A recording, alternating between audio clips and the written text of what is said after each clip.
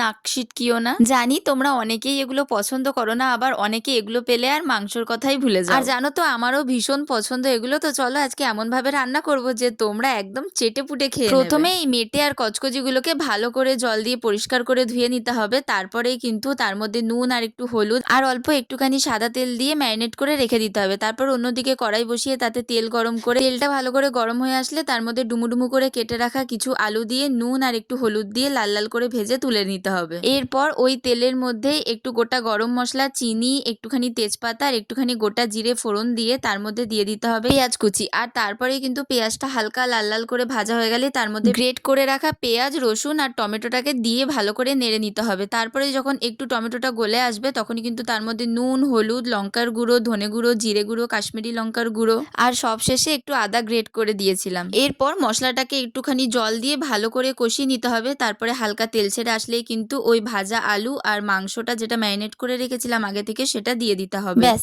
এরপর আর কিছুই না। এরপর কিন্তু হালকা হালকা করে মাংসটাকে নাড়িয়ে নিতে হবে। যেহেতু এটা মেটে আছে তাই গলে যাওয়ার চান্সটা খুব বেশি, তাই কিন্তু একদম বেশি নাড়াচাড়া করার একদমই দরকার নেই। আর এখানে কিন্তু আমি বেশি নাড়াচাড়া না করে একবার করে নেড়ে নিয়ে কিন্তু ভালো করে ঢাকা দিয়ে দিয়ে এটাকে কষিয়ে নিচ্ছিলাম। এরপর মাংসটার সাথে মশলাটাকে ভালো করে কষিয়ে নেওয়ার পর যখন হালকা তেল ছেড়ে আসবে তখন কিন্তু যে যেরকম ঝোল রাখতে চাও সেরকম আন্দাজ করে কিন্তু জল দিয়ে দিতে হবে। আর দেখেছো কালারটা কি সুন্দর এসছে, তাই না? তোমরা এইভাবে একবার বানিয়ে দেখো, এত সুন্দর লাগবে না খেতে। আর তোমরা যখন রান্না করবে না তখন কিন্তু একটু ঢাকা দিয়ে দিয়ে করো, তাহলে কিন্তু এই কচকচি আর মেটেটা কিন্তু ভালো করে সেদ্ধ হয়ে যাবে। এরপর গিলে মেটে সেদ্ধ হয়ে গেলে আর জলটা হালকা টেনে এলেই কিন্তু আমি এখানে নামিয়ে নিয়েছি। আমি তো এটা ভাত দিয়ে খেয়েছিলাম, গরম গরম ভাতের সাথে কিন্তু বেশ ভালো লেগেছিল। তোমরা চাইলে রুটি, পরোটা, লুচি সমস্ত কিছুর সাথে কিন্তু ট্রাই করতে পারো। উফ, তোমরা কি বলো তো, এখনো বসে বসে ভিডিওটাই দেখবে? যাও এবার নিয়ে এসে বানিয়ে খেয়ে বলো যে কেমন হয়েছে। বিশ্বাস করো, একবার বানিয়ে খেয়ে দেখো, মুখে লেগে থাকবে, এটার গ্যারেন্টি আমি দিচ্ছি। আর কেমন হয়েছে জানাতে ভুলো না কিন্তু। চলো আজকের মতো ভিডিওটাকে এখানেই শেষ করছি, দেখা হচ্ছে নেক্সট ভিডিওতে। বাই।